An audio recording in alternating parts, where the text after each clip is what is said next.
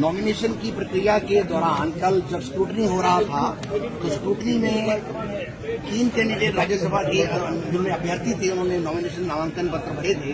उसमें पहले झारखंड मुक्ति मोर्चा के जो हमारे अभ्यर्थी थे उनका एक्सेप्ट हुआ। उसके बाद कांग्रेस के जो अभ्यर्थी थे महागठबंधन के दोनों कैंडिडेट्स का नॉमिनेशन नामांकन पत्र उन्होंने एक्सेप्ट किया। और जब एक इंडिपेंडेंट कैंडिडेट है परिमल नाथवानी, उनका जब नॉमिनेशन आया तो नमन विक्सल जी हैं कौनगिरी के एमएलए साहब, जो कंपोजर हैं प्रणव झा जी के, उन्होंने ऑब्जेक्शन किया और उस ऑब्जेक्शन को हमने लिया कि जो नाथवानी परिमल जी हैं इनका जो असली नाम है वो नाथवानी परिमल नहीं, परिमल नाथवानी है। और साथ ही इन्होंने जो अपने एफिडेविट में इतनी ग्लेरिंग डिस्क्रिपेंसी है और जो डिफेक्टिव एफिडेविट है कानून के तहत, उसमें उन्होंने एफिडेविट फाइल नहीं किया और जो सीधा rule 4A conduct of election rules 1961 की वायलेशन है कि हर अभ्यर्थी को अपने नामांकन पत्र के साथ एक फॉर्म 26 परफॉर्मा है, उसके तहत अपना एफिडेविट देना पड़ता है। और उसमें प्रक्रिया में 6 बिंदुओं पर आपको इन्फॉर्मेशन देनी पड़ती है कि आप अपना, अपनी धर्मपत्नी का या अपने HUF कोई फैमिली, हिंदू अनडिवाइडेड फैमिली की कोई उनकी फर्म है उनके बारे में या अपने डिपेंडेंट्स के बारे में जानकारी दी।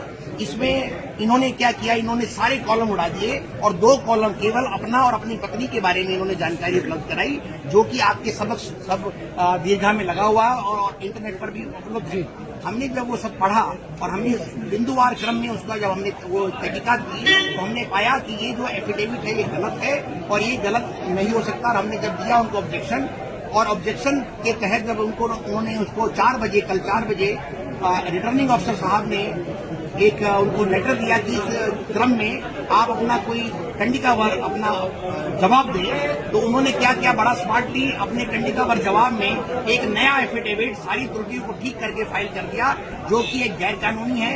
रिटर्निंग अधिकारी इस कंडिकावार रिप्लाई के साथ कोई भी एफिडेविट, कोई भी नया डॉक्यूमेंट एक्सेप्ट नहीं कर सकते।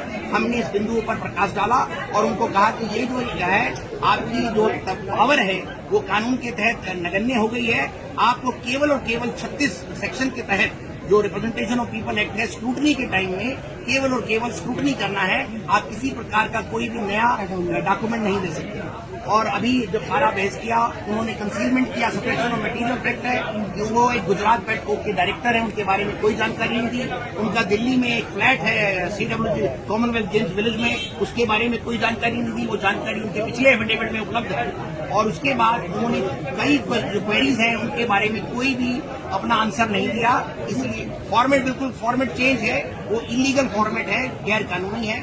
और हमें आशा है कि जो होना चाहिए वो उनका नामांकन रद्द होना चाहिए, पर जो लग रहा है उसके बारे में भी कोई टिप्पणी नहीं कर सकता। अभी मैं जब मुझे आदेश की प्रतिलिपि मिलेगी, क्योंकि उन्होंने 12 बोला है कि 5 या 6 बजे तक वो आदेश की प्रतिलिपि देंगे, उसके बाद ही हम कोई आपको बात बता सकते हैं। धन्यवाद, थैंक यू।